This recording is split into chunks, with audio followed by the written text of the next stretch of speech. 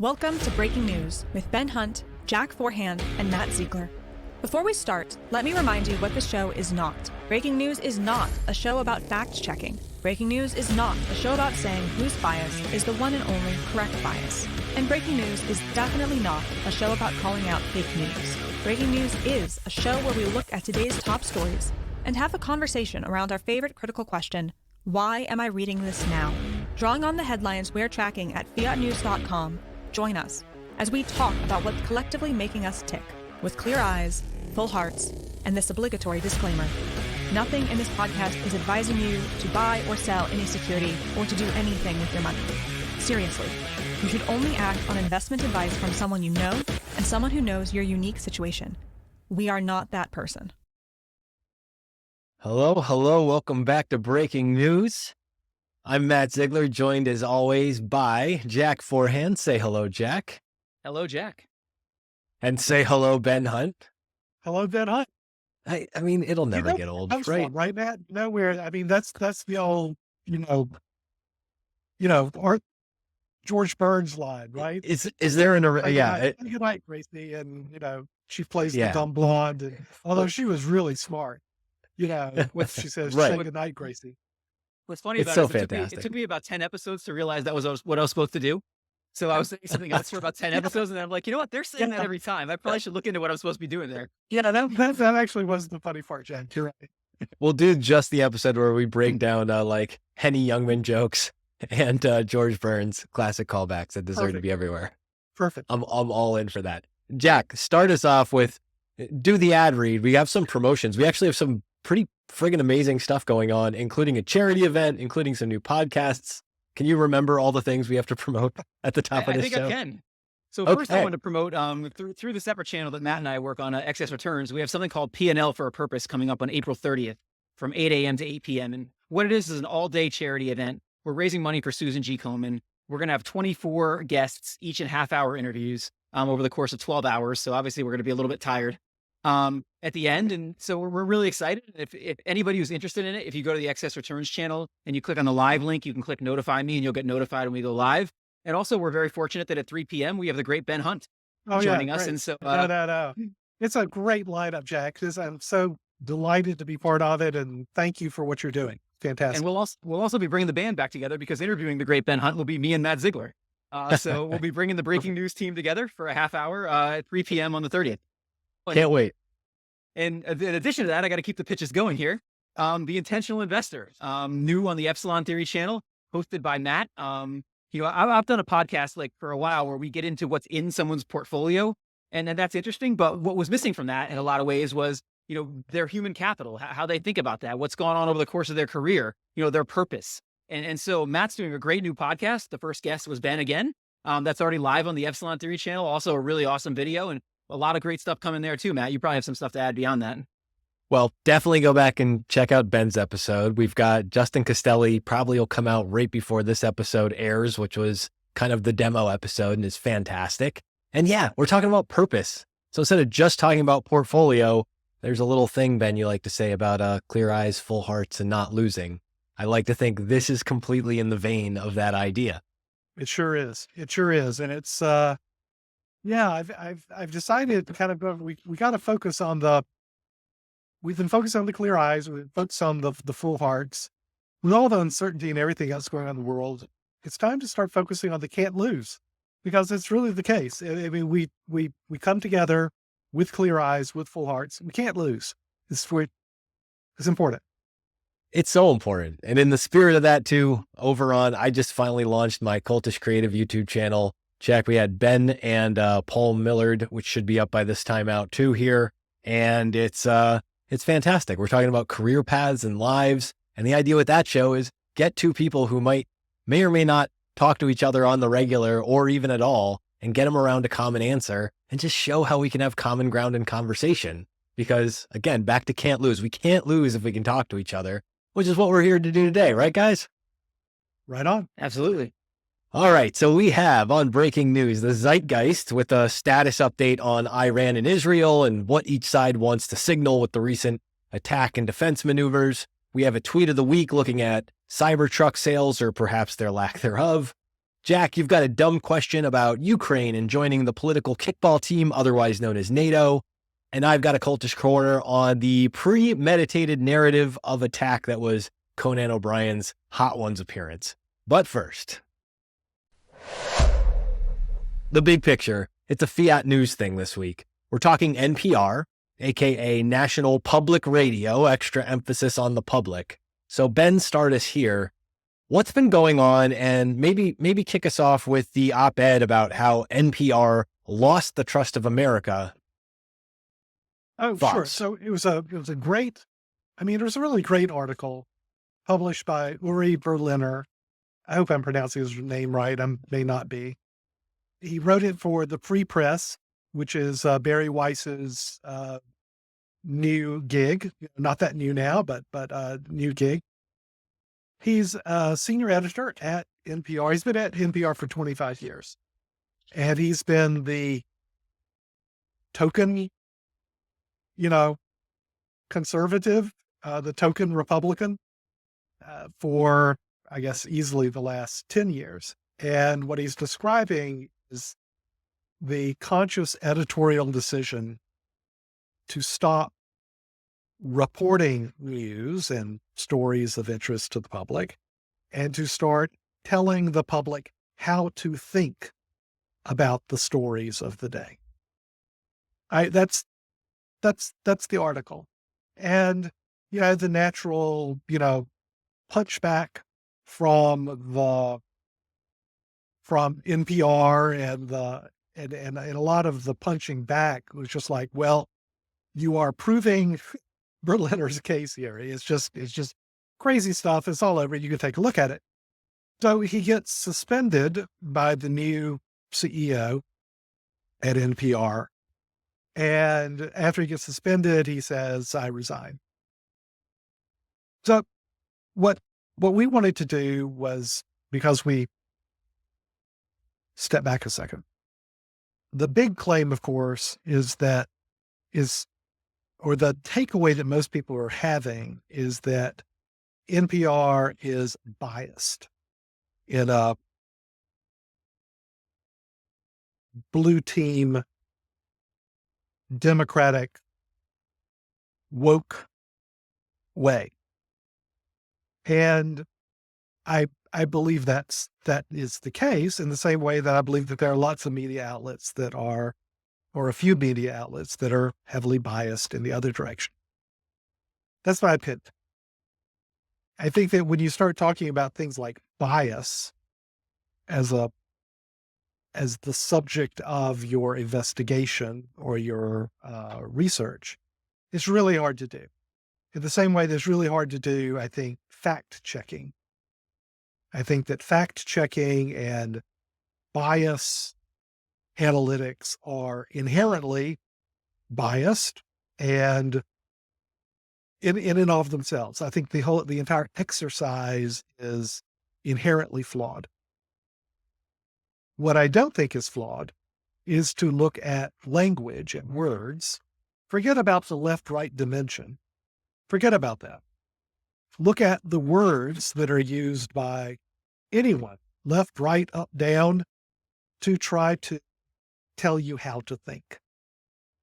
This is what we do at Epsilon Theory with what we call fiat, our fiat news project. Fiat news being our turn of phrase to represent, we talk about fiat money, it's made up money. Fiat news is the presentation of opinion as fact. Fiat news is trying to tell you how to think about the events of the day. And that you can track. You can absolutely track that. This is a pretty straightforward linguistic effort to say, okay, what are the words and phrases that you would categorize as opinion leading? And there's a long body of research into, literally going back to, Socrates and Aristotle about words that one uses, arguments that one makes to try to tell you how to think. as opposed to making a sound argument or presentation of facts. So this goes back 2,500 years trying to analyze linguistics on this dimension of how is your word choice, the phrases and all that you're using, how opinion leading is that? That we can measure. That we can measure at scale. And so that's what we did. And we've got the data on every US and UK media outlet, news media outlet for the last 2+ years. So going back to the start of 2022, we're getting more data to take it back farther because in Berliner's telling that NPR really made this editorial change in 2016 and then in 2020 around the Trump elections. We can't say whether there was a change. What we can say is what is happening today. And what is happening today is that NPR, National Public Radio, is out of 121 media outlets that we track, out of all of those American ones, it's number 6 in its use of opinion leading language. And what we're looking at is anything that gets written down, transcripts of broadcasts, any of the programs that goes up onto their website. That's what we're able to track. And it's the 6th highest of any outlet out there. Now, other outlets are higher. Number 1, Fox News. Big surprise, folks, right? Opinion leading language is not just used by the woke left. It's also used by the, whatever you want to call Fox, whether it's MAGA right or right, but it's on the right. Right? Number 1. And number 1 by a not small amount, Fox News is. It's about 20% higher than number 2. Number 2 being the New York Times, right? So exactly who you would expect is on this list. MSNBC is on this list above NPR. Washington Post on this list above NPR. Also on this list above NPR, PBS News, which I thought was interesting, right? Another news organization with public in its name, but we're just talking about NPR rating. So what I can tell you for a fact is that, like other major news organizations, NPR is in the business today of telling you how to think about the news, shaking their finger at you. That's why I do this, and telling you how to think about the news. They're not about the business of reporting the news straight. As Jack is saying, they've got the word public in their name. And look, they make a big point about, well, actually, we get very little of our operating budget from government money, from taxpayer money. To which you say, great. So you won't miss it so much when it's gone. Because right now it is taxpayer money for a media organ that is in the business of convincing you to think a certain way about the news. That's what's going on right now. It's obviously not working now, with opinion working its way into the news, but what was the original case for the government, funding news outlets? So that there would be a publicly available, and radio was important in this regard. It's the same argument as public broadcasting in general, that there needs to be a non-commercial space, a non-paid for space where citizens can get information about the world. And where that has definitely moved to today for both PBS News and for NPR is that they've moved from, like every other media outlet, they've moved from reporting the news straight, for being a reporter, for being an agent. My job is just to tell you the news, to being a principal, to say, I have a view on this and I'm going to tell you the right way to think about this. This is journalism schools, over the last 20 years. It's all of that. It's the transformation of news media from being an agent, reporting the news straight, to being a principal. I need to tell you how to think. So that was the original vision. Reporting the news straight, source of information for citizens. It's available for free. And it's moved now to being just another partisan media outlet like all the rest. The difference being they get taxpayer money. So yeah, defund NPR. I mean, and as soon as I say that, right, everybody on the right, I'm sorry, it says, yeah, and everyone on the left says, oh my God, you're on the right. And it's nothing to do with that, right? I think Fox News is an abomination. An abomination. I really do. And don't get me started on those that are even farther out there. One America Network and all these other, the more, outright MAGA outlets. It's, they're beyond the pale. I mean, they're just mouthpieces. But sadly, so is NPR today. So is PBS News. And it is, I think, unconscionable for public funds to be used for that. Let's take it to the zeitgeist. The Middle East. We've got some things going on here again. And I think something I want your help in unpacking is Iran does this attack. Heavily thwarted. Yep. Seems like they probably knew it was going to get thwarted. Seems like everybody's trying to figure out how to position around this thing. Can you unpack what's going on there? Phony war. A phony war. So that is the term given to the immediate direct outbreak of war between the major powers, Germany, France, England, for World War II. So Germany invades Poland. France first, other allied countries respond. The US, but the other allied European countries respond by declaring war on Germany. They start fighting directly, not through proxies, but they fight starting directly. In the same way, that we're now seeing direct conflict between the two. Neither Germany nor France, which was the main power here in the early stage of the war, had any interest in making it a real war. Now, it doesn't mean that real fighting didn't take place. There was real fighting directly between the countries. But it was it was not of a major, offensives, and it wasn't a real war. And so it was called the Phony War. It lasted for about 8 months. And I think that's about the timeline we've got here. Because I think that jives very well with the enormous volatility event that the United States is going to have in November, 6 months from now. I think 8 months sounds about right to me for how long a phony war lasts.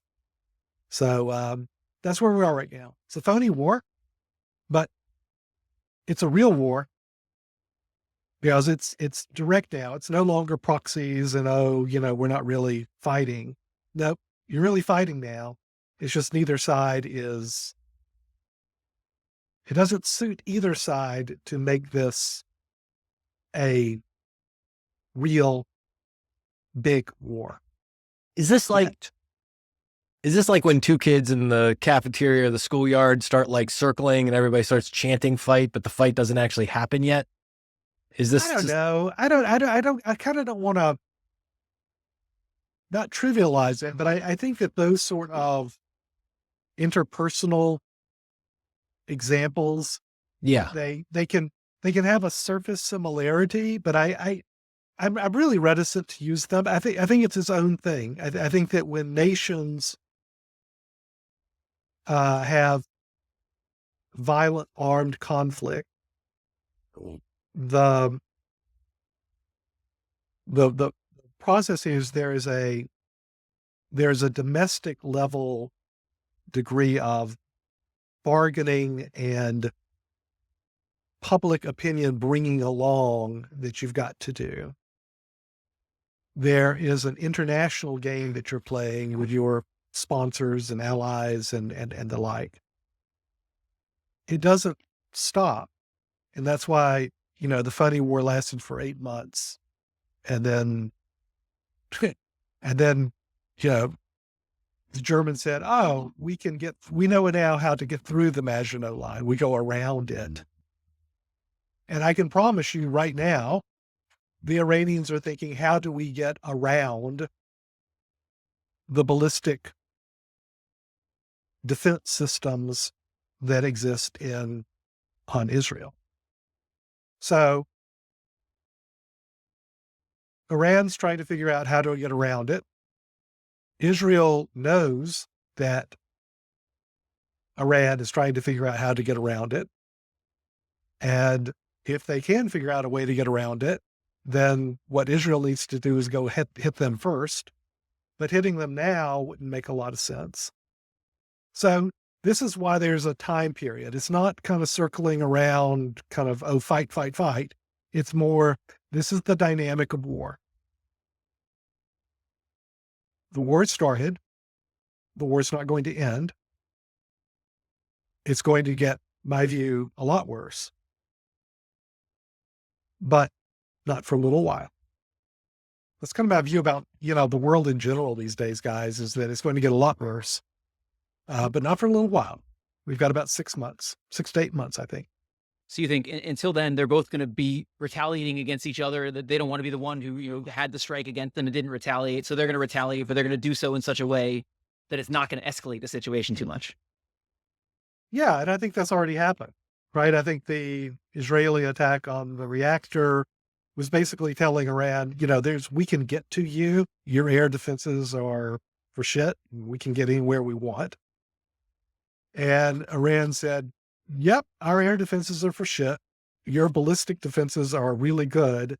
We need time to figure out how do we get around that. What is our Ardennes forest? Is it Hezbollah in the north? Is it something else? Is it making the United States, back away? They're looking for their Ardennes forest, their way of getting around the Maginot Line. And Israel's looking for, everyone knows that what the other person's trying to do. And so it always ends up in defection, meaning attack. But right now, that's where we are. The Phony War, but it's a war all the same. You talked in the last episode about how Iran really doesn't have any reason to escalate this right now. You mentioned they have some issues with their defense, but also they probably love what's going on in the United States right now. They're pretty happy to let that continue. How does Israel think about it? Like, why would they not want to escalate right now? Oh, I think Israel would escalate right now if they thought that Iran could find an Ardennes forest and get around their defensive line. I think they absolutely, I know they would. It's the difference between, sorry to get all kind of poli-sci, it's the difference between a preventive war and a preemptive war. A preventive war is when you go to war with somebody because you think, oh, in 5 years or 10 years, their economy will have grown and they'll be a threat. I'm going to prevent that threat from happening by attacking them now. That's not what Israel's done. What Israel has consistently done in its history, 1967 is the best example of this, is a preemptive war. Preemptive war is, oh, those guys are about ready to hit us. We're going to hit them first. So that was the 1967 war where they saw Egypt, in this case, Egypt and Syria, preparing their forces for an attack.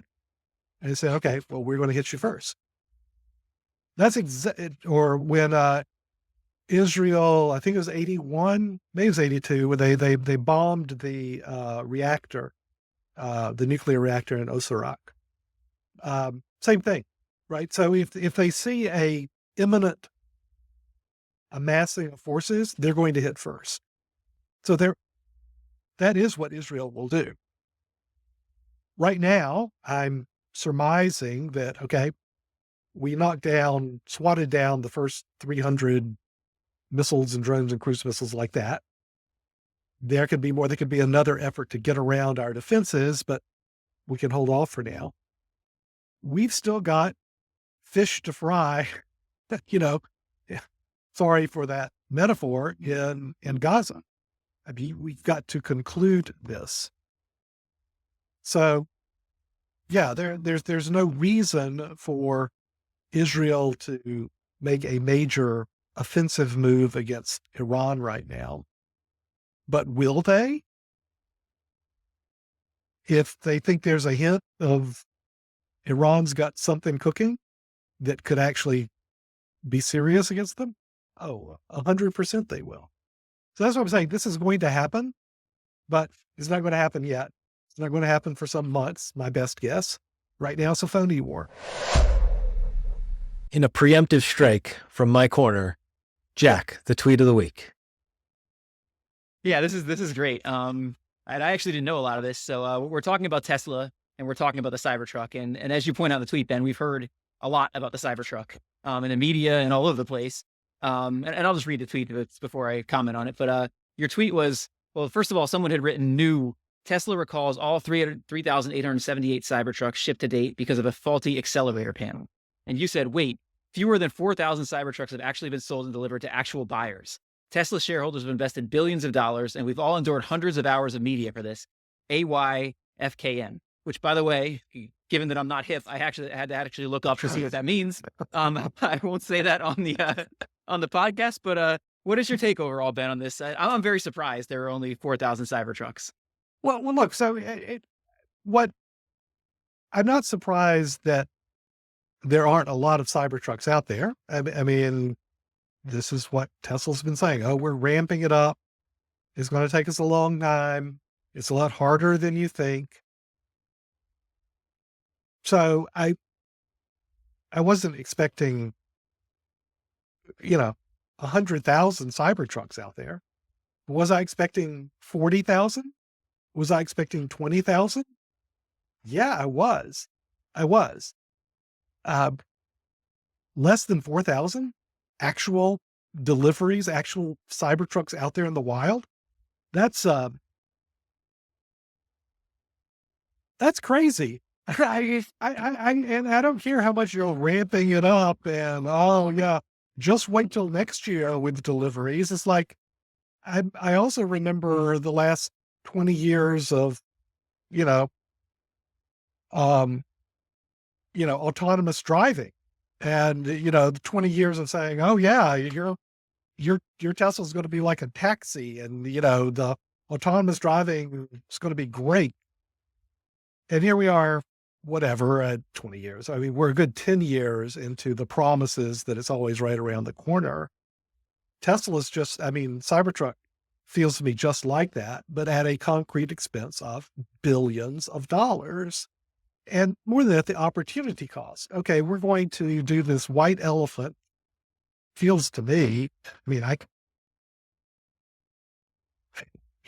going to do this instead of developing a lower price point Tesla. We're going to do this instead of refreshing our models that we currently have. These are choices. And it looks to me, it's been a choice to incinerate billions of dollars at the same time that the EV narrative has collapsed. We've talked about this on the show. We've written about this from earlier in the year. The whole EV story, and story is what drives multiple. Story is what drives everything. The EV story has collapsed. It doesn't mean that EVs are going away. It doesn't mean that EVs aren't important. I get all that. I love electric vehicles. I love it. Fantastic. But the story has broken. And the Cybertruck, to me, fiasco, also that, okay, there are fewer than 4,000 that have actually been delivered to actual customers. And you're doing a mass recall because there's a little cover on the accelerator that's stuck. And so you just go into, you just start plowing through stuff where the accelerator gets stuck. All right. Again, AYFKM, right? Right. I mean, out. It's all of the piece. I'll calm down. But yeah, this is just like, I wrote in the piece that it reminds me of, in the financial world, there have been a couple of big, I'm not saying that Tesla's a fraud. I'm saying that there's fraudulent claims. Fraud's a big word. Let's stop back on that. I use the word common knowledge breakdown. So the last biggest one in my world was the common knowledge collapse around Enron, because Enron was a fantastic company. Everyone knew that Enron they were the smartest guys in the world. Famous name from the book about Enron. They were the smartest guys in the world. They figured out how to trade energy. They were the kings of the world. And then it got chipped away to reveal, no, they were just lying the whole time. And again, I'm not going to use a big word like fraud, but what I am saying is that what we all know is that, oh, Tesla's a technology company. Tesla and Elon, this is how entrepreneurs, this is how you do it.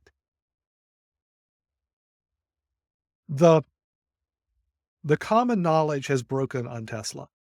I mean, when you see, Ross Gerber, for God's sake, who was the biggest bull ever on Tesla, the biggest bull ever, and who's now saying, oh my God, this is a disaster, get me out.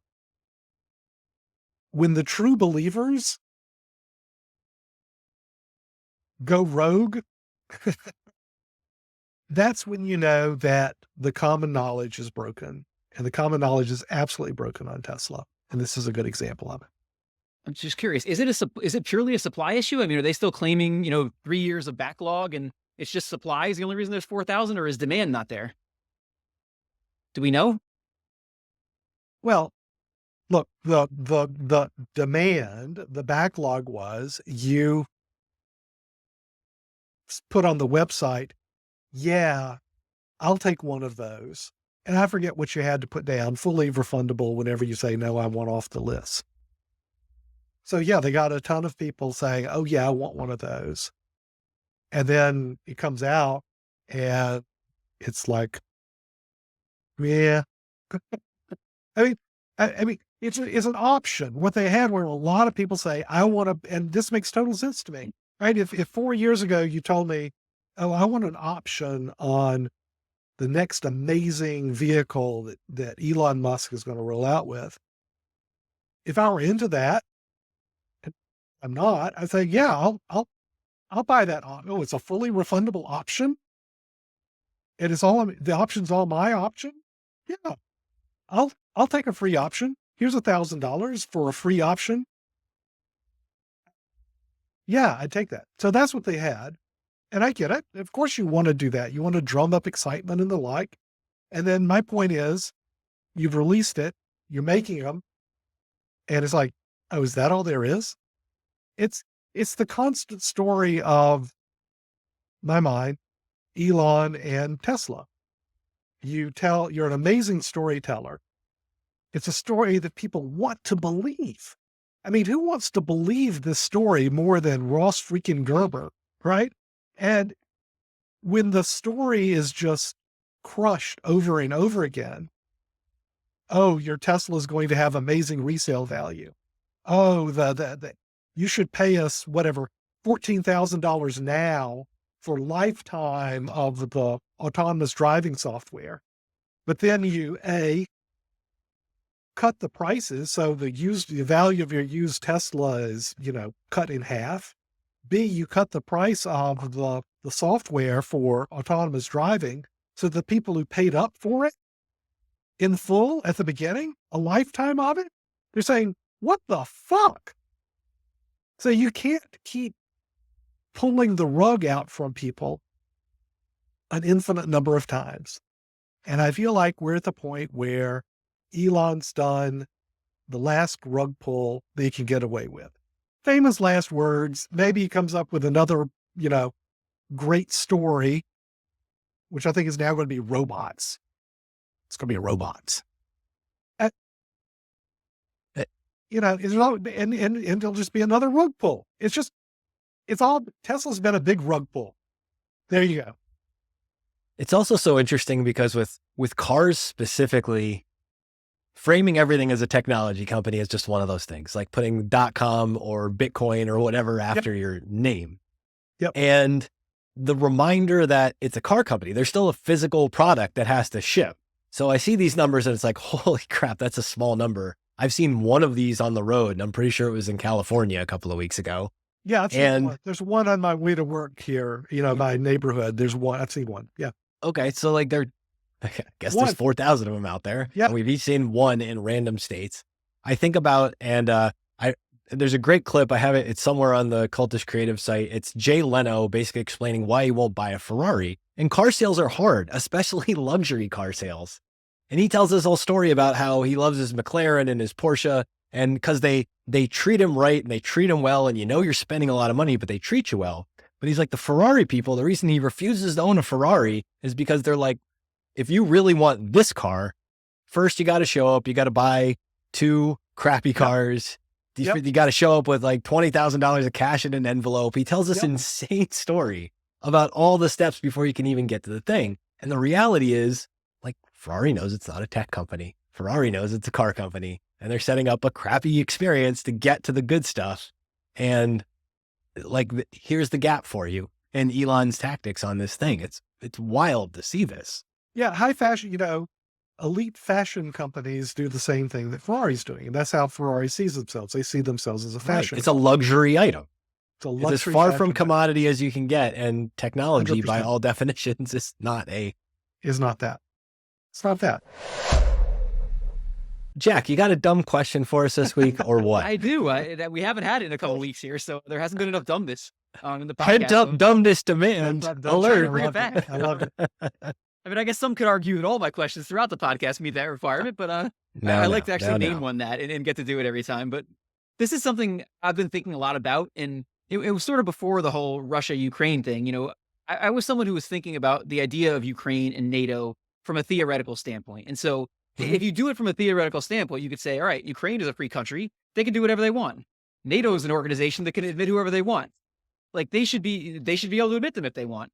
But then you think about it from a practical standpoint and you say, well, what are the implications of that? Even before this conflict existed, right, that would be an escalation with Russia. Or now, if we did it, it would be, we are actually at war with Russia. And so this is something I kind of struggle with back and forth, because there's been talk recently about this again, about people endorsing, Ukraine going into NATO. So I was just wondering, Ben, if you could talk a little bit about this idea of how we think through whether Ukraine should be allowed to join NATO.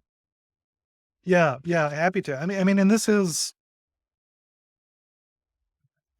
what I did for 20 years. I mean, this was my PhD. This was the books I wrote. This was the research I did. I know John Mearsheimer, right? So what I'm saying here isn't just kind of maybe my typical kind of musings on stuff. I think the expansion of NATO over the years, meaning since the Iron Curtain came down, has been, was a complete mistake. Not in every case, but in a lot of cases. I mean, when I think about, Montenegro is part of NATO, right? That's obscene. That's obscene. And what I mean is that there's a great line from Henry Kissinger, who I classes with. I know these guys, and this is one of his best lines. And whatever you think about Henry Kissinger, and there's a lot to think about Henry Kissinger, I would just point out, he is a patriot.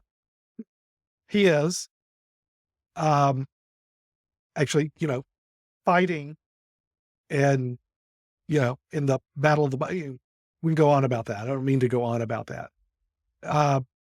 But A, he's a patriot, and B, I think he understands realpolitik, meaning the reality, the guns and bombs realities of our world, as well as anyone out there. And his line is, if you're allied with everyone, you're allied with no one. And it's a great line. And it's absolutely right. If you're allied with everyone, you're allied with no one. And what NATO's done is they've come on in so they can be allied with everyone. The reason it's like being allied with no one is that your commitment to launch a war against an aggressor, against every member of the alliance, becomes obvious bullshit. Right? The United States is not going to launch an all-out war to defend Montenegro.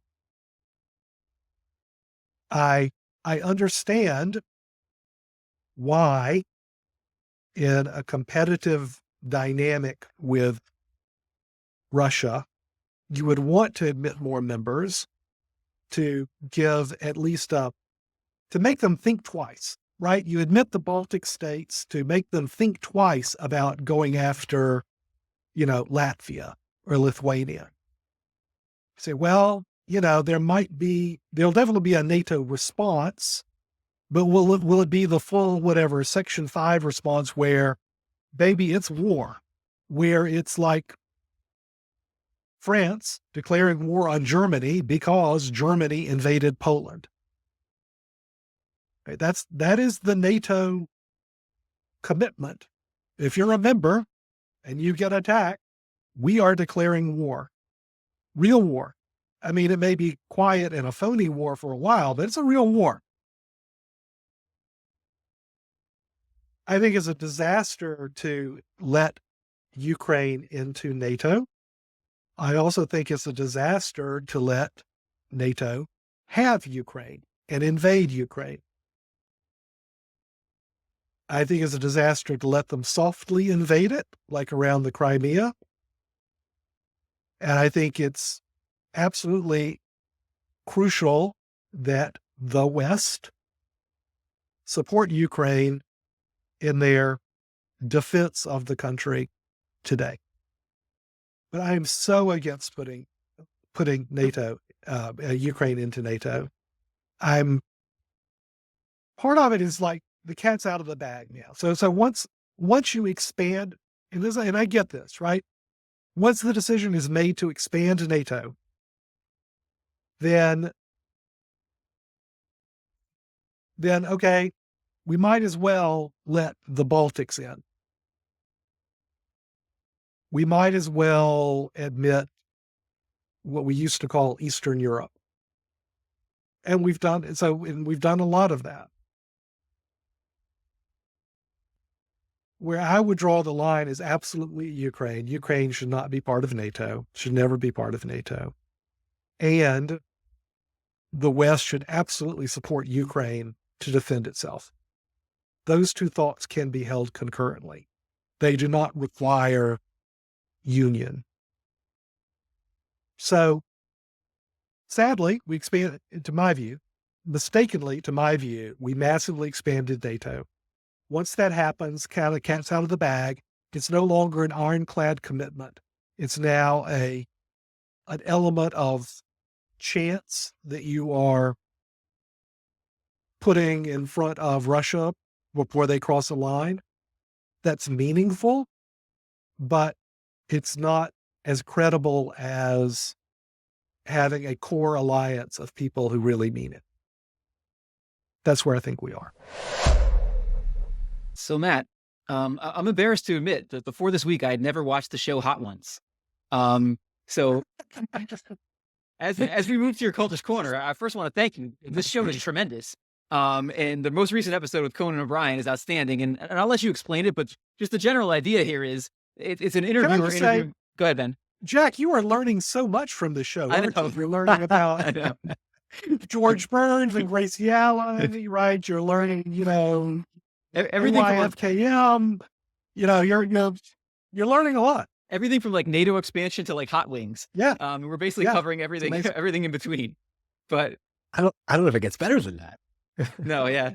But I'll let you, Matt, explain what goes on in the show, because it was a great show, and this particular interview was really outstanding. So I think so beside myself, my wife and I watched this show when it came out, whenever that was, a few weeks ago, and we were both howling at the television. We're big fans of the show. We're big fans of Hot Ones, and this was, I will posit that Conan won Hot Ones.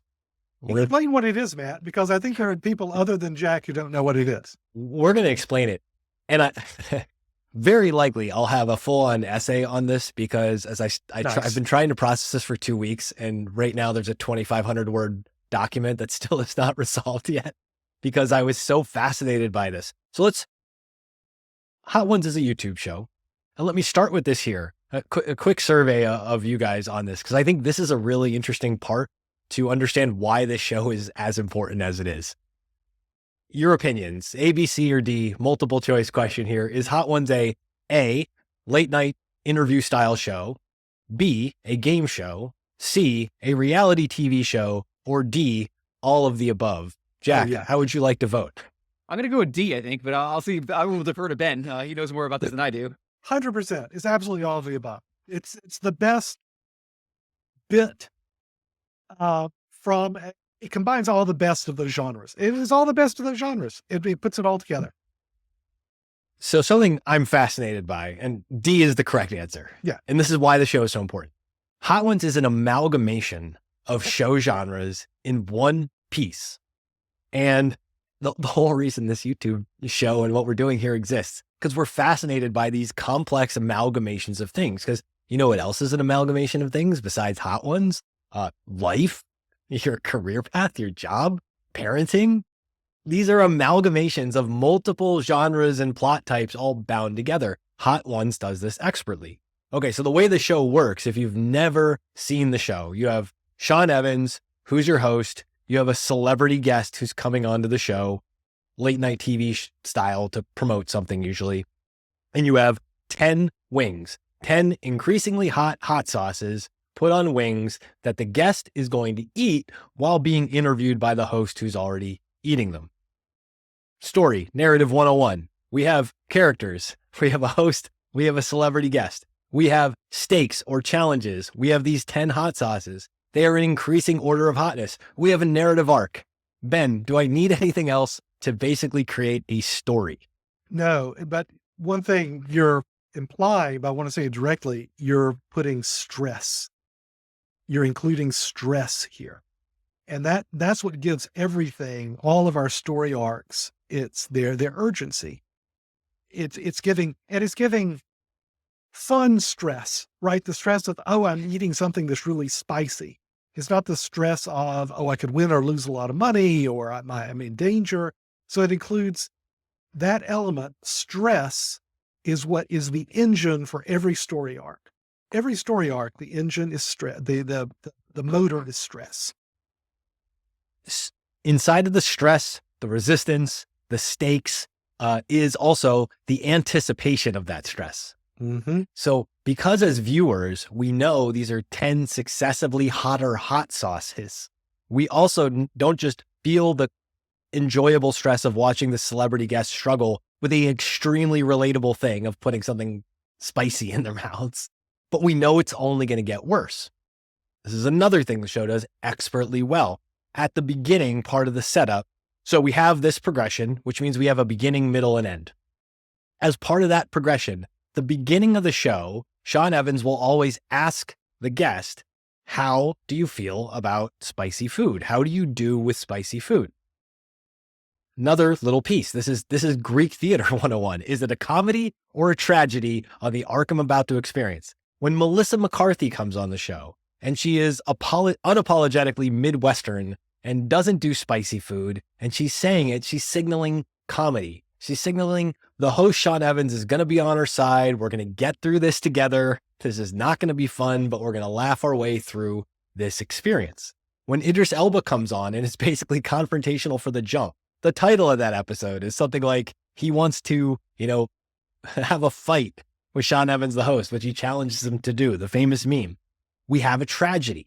We have someone exhibiting pride, which will go with before the fall when eventually the bottom falls out. The stakes and the narrative structure, the tension that we're going to feel and the expectation of the build, that opening question, how do you feel about spicy food, is letting us know which trajectory we're on. Another point inside of this, in that opening question, we have something, and I'm not even going to get past the opening scene in this, just because this is so good, just from the setup for the Conan thing. We'll have to do a bigger piece of an episode about this when I write this thing. There's this thing, and we've talked about it on here a little bit before. It's called the status seesaw. And the status seesaw basically says we have two people in any interaction, and we're going to figure out who is of higher and lower status through the transactions, through the things that they pass and forth. Now, Ben, when somebody goes on to a show or a talk show, how do we think about like the status of like the host and the guest? What are some classic things we know about this relationship?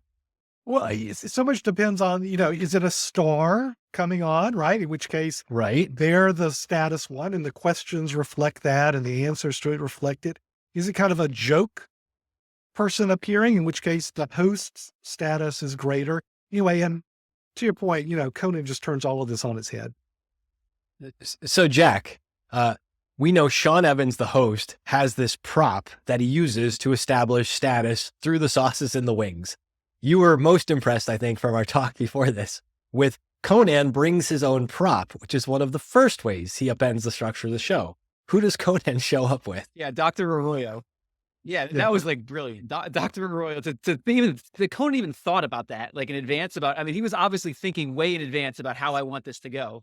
Yeah, Dr. Arroyo was hilarious. I mean, I won't give too much of it away for people who haven't watched it, but it was very cool.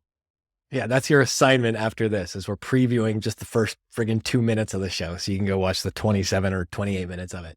So Dr. Arroyo serves as a prop. And in real life, this is one of Conan's longtime writing partners. It's a really beautiful nod to somebody on his team that he's, elevating by playing this goofy role. But you have to think about it this way.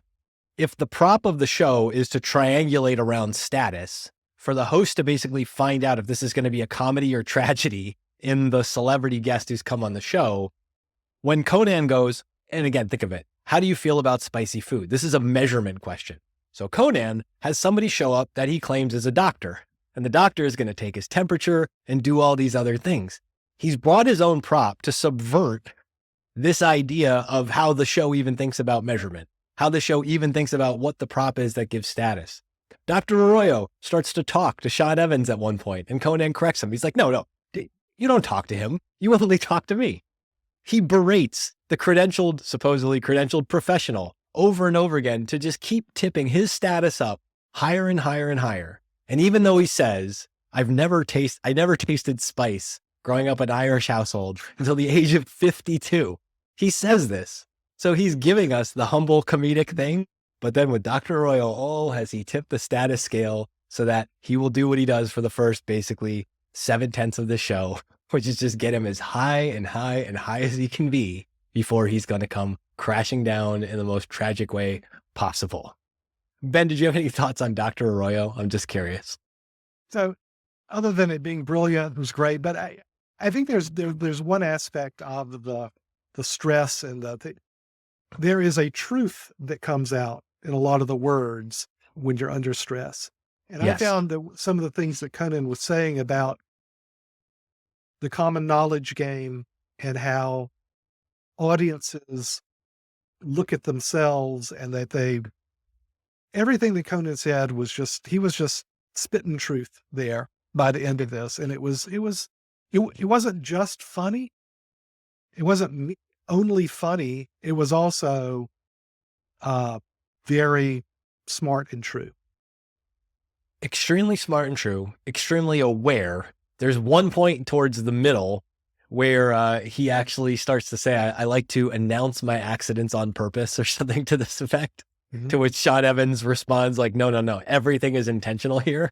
And I will posit that, yes, every single thing was intentional here. Every choice was made through this lens, and that aspect of some of the other ways that Conan answers, right down to, I'll save it for later, but the very last thing he says, the last question about like, if you were going to give a textbook to somebody to go study comedy, under the heat of all the sauces he consumes in various ways, he actually gives one of the most thoughtful and poetic answers for how we think about this stuff. Yep. Truly remarkable. All right. So there's more coming on Conan on Hot Ones, because apparently I have more to say about this than I bargained for, but I'm glad you guys are excited too. Go watch that before we get to the next thing. I've got some notes for us, fellas. Let's summarize this thing. Wrap it up. Yeah. All right. So we started off, and I'm just going to say it's you have to forget left and right when we're talking about this media stuff and look at the words. That's what you're doing at fiatnews.com. That's what you're doing on that dashboard, because we're looking for who is telling you not what, but how to think. I made a note to myself, Garrison Keillor, Lake Wobegon. That's the ultimate present opinion as fact moment when you say all the women are strong, the men are good looking, and the children are above average. That is fiat news. If word choice is leading, there are ways to measure it. And I love the point you made here, extra finance terms, extra legal terms, this idea of transforming news as agent to principle. And if you remember nothing else, when you report news not as an agent, when you do it as a principal transaction, you're doing it for profit. Can't have a public entity if you're going to report news as principal. We talked about the international game of sponsors and allies and getting them into alignment. Phony wars, those are to buy time and alignment for the next phase of an attack. Ben, you said watch closely, 6 to 8-ish months on this election in the US kind of conveniently there. Everybody knows that everybody knows that too. And this is going to be a heck of an end to 2024, it sounds like. We talked about Tesla, corporate choices. Hey, you know what? Being a CFO is a hard job. And they had to invest a lot of money in some of this stuff. But the Cybertruck and the whole EV story is fundamentally broken. And why is it like Enron? Not necessarily because of fraud, but because common knowledge, Ross Gerber, it's finally breaking down here. Worth watching, worth paying attention to. We talked about NATO, we talked about Ukraine, the Kissinger quote that when you're allied with everyone, you're allied with no one. So an all-out war or real-world war, this is a dangerous proposition. And if you expand NATO and get everyone involved, then the teams that are called on to compete, that risk might be too real. So we should hold it in our minds and hearts that you can support Ukraine not as NATO, and we don't need union to be in support of something that's wrong. And finally, we talked about Conan. We talked about this, and I mean, it's the through line of this whole episode, whether we're talking about NATO and Ukraine or Tesla and EVs or this international game of sponsors and allies in Israel and NPR reporting the news. Narratives matter. It's how you tell who that matters. There's heroes and villains. There's story arcs and part of every journey. There's hot wings and sauces and steaks along the way. And we're interested because we're human. So that's the thing here. We're going to get sucked into these stories. And the best way to be human, we talked about at the beginning, clear eyes, full hearts, and you got to choose not to lose.